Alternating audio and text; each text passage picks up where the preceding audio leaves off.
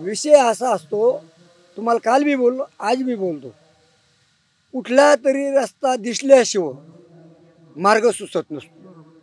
आता ती कसा रस्ता कोण्या पद्धतीने काढतात, ते जर नगरला निघले तर आम्हाला नेमकं खांदेत जळगावला जावं लागेल का नेमकं मुंबईला जावं लागेल वरल्या दिशेने, हे शोधणं गरजेचं आहे. राजकीय लोकांच्या 100% राजकीय लोकांच्या. आणि त्यातली त्यात शिंदे साहेबांनी सगळ्यात मला तरी वाटतं मोठा जातीवाद केला. कसा जातीवाद केला की शिंदे साहेबांनी डायरेक्ट जात जनगणना सांगितली की मी मराठा आहे आणि म्हणून मी शिवाजी महाराजाची शपथ घेऊन सांगतो मी तुम्हाला आरक्षण देईन. आणि वरल्या लेवलच्या पुढाऱ्यांनी यांनी पण माझी ओबीसीच्या नेत्याला ही कळकळीची विनंती आहे, हे पक्ष बंद करा. आता यांनी समाजासाठी एकत्र यावा. जरी त्याला वाटत असेल मी याच्यातून 4 वर्ष खासदार झालो, त्याच्यातून आमदार झालो, पण ते दिवस वेगळे होते.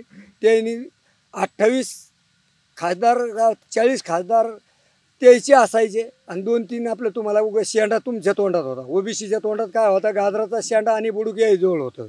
उगा आपले 4-2 कशा करता 1-2 खासदार जरी यायचे दिले आपण ओबीसीचे, तर आपले जवळजवळ 40-42 खासदार आपले राहतात.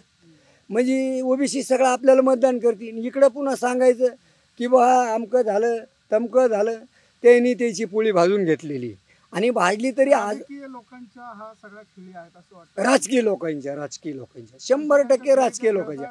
आणि त्यातली त्यात शिंदे साहेबांनी सगळ्यात मला तरी वाटतं मोठा जातीवाद केला. कसा जातीवाद केला की शिंदे साहेबांनी डायरेक्ट जात जनगणना सांगितली की मी मराठा आहे आणि म्हणून मी शिवाजी महाराजाची शपथ घेऊन सांगतो मी तुम्हाला आरक्षण देईन. अहो आम्ही शिंदे साहेबाला म्हणत नाही तुम्ही तुमच्या समाजाला देऊ नका, 100% तुम्ही तुमच्या पद्धतीने द्या, पण त्याचा काहीतरी जात जनगणना करा, समाजाचा विचार करा, तुमच्या प्रॉपर्टीचा बारीक 18 बलुतेदाराचा विचार करा, हे 374-75 जातीचा विचार करा, याच्यातली कोणती माग असलेली आहे, कोणती पुढं गेलेली, याच्यावर सरकारने विचार करून सगळ्याला समान एक सरकार एक मायबाप जनतेचं मायबाप असतं. आणि जनते ही सरकार बनतं हे जनतेपासून बनतं.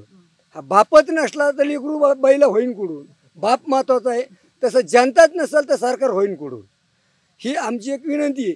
आणि पहिला शब्द पूर्ण टोटल जेवढे खासदार आमदार असतील त्यांनी हे जी बुजगान आहे ह्या बुजगाण्याला आवारणं लय गरजेचं आहे. कारण ते सुईधानिक बोलत नाही साहेब. तुम्ही मीडियावाले तुम्हाला माहिती आहे आज 8 महिन्यापासून काय चाललंय, कोणत्या अभ्यासावर बोलतो हे मला दाखवा. आज आमचे हाके साहेब बोलतील, कुठला नेता आतापर्यंत आमचा समजा कोणता आंदोलन कर. मला एक सांगा सर, मनोज जरांगे पाटील यांना चांगली संधी आली होती. खासदारकीच्या इलेक्शनच्या वेळेस बघितलं तुम्ही, जर त्यांनी उमेदवार दिले असते आणि ते जर स्वतः उभे राहिले असते तर त्यांना जालन्याचा शुअर शूट होतो, त्यांच्या विरोधात कोणी उभं राहत नव्हतं, त्यांना खासदारकी मिळत होती. खासदारकीच्या वेळेस त्यांनी उमेदवार दिले नाही, आमदारकीच्या वेळेस देता देता त्यांनी राहून गेले. त्यांनी फक्त हा विचार केला की आपल्या जातीमध्ये डिवायडेशन होऊ नये, कारण आपल्याला आरक्षण महत्वाचं आहे, आपल्याला राजकारण महत्वाचं नाही.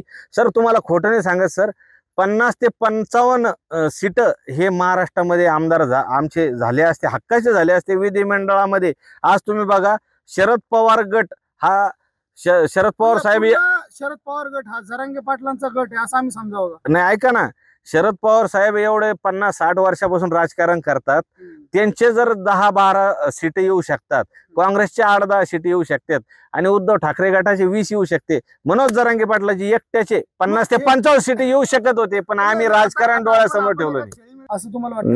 नाही, ते तर सोडून द्या तुम्ही. आमच्या हक्काचे असते, आम्ही याला त्याला आम्ही कोणाचं बालंड आमच्यावर लावून घेतलं नसतं. आमच्या हक्काचे 50-55 वाघ जर त्या ठिकाणी गेले असते, आमचा एक मनोज जरांगे पाटील सगळ्याला घाळ करतो. 288चं रिमोट कंट्रोल हे मनोज जरांगे पाटलाच्या ताब्यात असतं. आज जसं बाळासाहेब ठाकरे होते ना त्या पद्धतीचं कंट्रोल आमचं असतं. आणि आजही बाळासाहेब ठाकरे जर असते तर त्यांचं कंट्रोल या सगळ्यांवर राहिलं असतं, पण त्यांचं कंट्रोल नाही.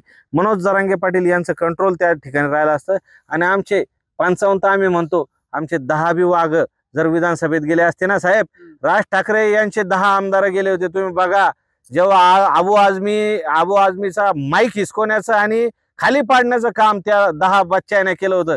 आमच्या मराठा आरक्षणाचा प्रश्न हिवाळी अधिवेशनात यांना लाजा वाटायला पाहिजे आमदारांना. अरे यांना प्रश्न कोणते मांडाव, तारांकित प्रश्न कोणते मांडते, ते गल्ली बोळ्यातले तारांकित प्रश्न मांडते.